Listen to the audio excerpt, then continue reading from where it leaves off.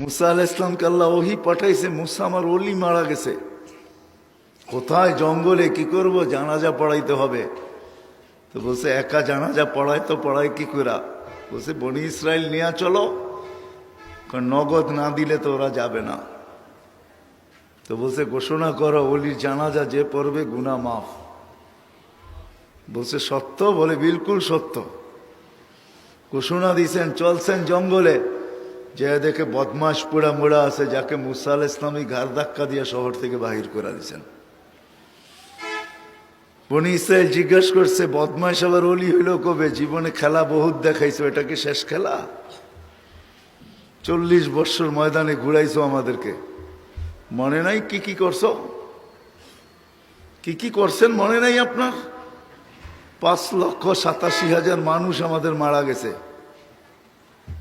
এটা কি শেষ খেলা?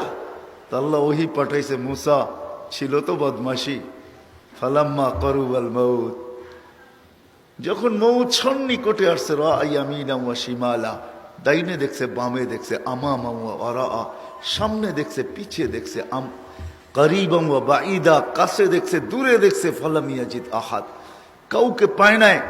ফালাম্মা রাআল উফুক, উপর দিকে দেখে একটা চিৎকার দিছে, ইয়া মাল্লা তাদুররুহু যুনুব, ও আল্লাহ গুনায় যার ক্ষতি সাধিত হয় না, ওয়ালা তানকুসুহুল মাগফিরা, মাফ করলে যার ভান্ডারে কমে না, ফাআরা ফরিদাম আমুতু ফরিদাম ওয়াহিদা, দেখ জঙ্গলে একা একা পোড়া মরতেছি, ওয়ান্তা কুলতা আনতাল গাফুরুর রহিম, আপনি বলতেছেন আপনি গাফুরুর রহিম, আমাকে যদি মাফ না করেন তো আপনি গফুরুর রহিম হইয়া সারা দুনিয়া লাভ হইল মানলাম, কিন্তু আমার হইল তো হইল কি?